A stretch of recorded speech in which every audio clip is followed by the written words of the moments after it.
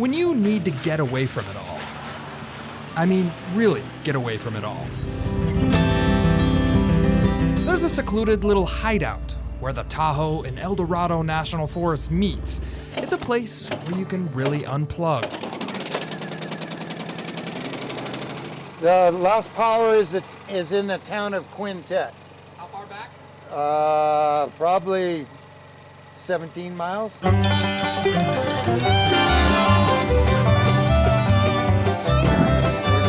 Welcome to Uncle Tom's Cabin, one of the most remote bars in Northern California that's been catering to the off-roading community for over 160 years.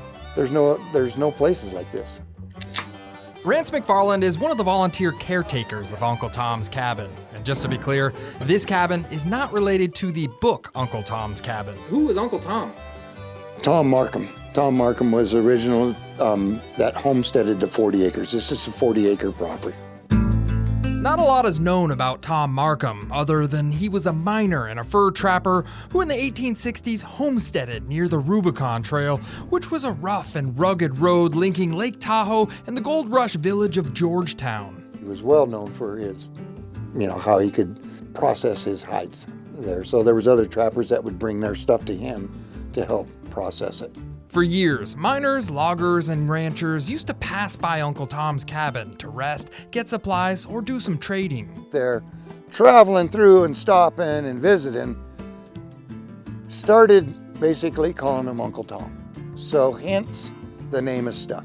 It's unclear what happened to Uncle Tom, but in the 1920s, the Lawyers, a prominent cattle ranching family, bought the place and turned it into a rest stop of sorts for early automobile travelers looking for gas or maybe some alcoholic libations. Does it get pretty rowdy during some of these off-road events that come up? Yeah, if these walls could talk. Uncle Tom's Cabin is still owned by the Lawyer family, and it's still an off-road rest stop serving libations. And if you're tired, or if you've had too much to drink, you can stay at one of their rustic cabins. Emphasis on rustic. People usually just bring their sleeping bags to put on top of the beds. It doesn't look like you guys have a maid service here. No. If you thought the cabins were rustic, wait till you see the two-seat outhouse. But it's a nice way, I guess, to kind of keep warm and keep company. Uncle Tom's takes credit cards now, but years earlier, they took a different kind of credit. Why do you got so many dollar bills up on the roof here? Well, the loggers back in the day when they used to come over here, they would put their initial or mark on it and use it as a bank to where they could come back and use it. Well, it may be a little rustic and hard to get to, but there's a certain kind of charm about this place that seems to attract weary travelers back to Uncle Tom's Cabin, generation after generation. From Uncle Tom's Cabin, I'm John Bartell. Hope to see you on the Backroads.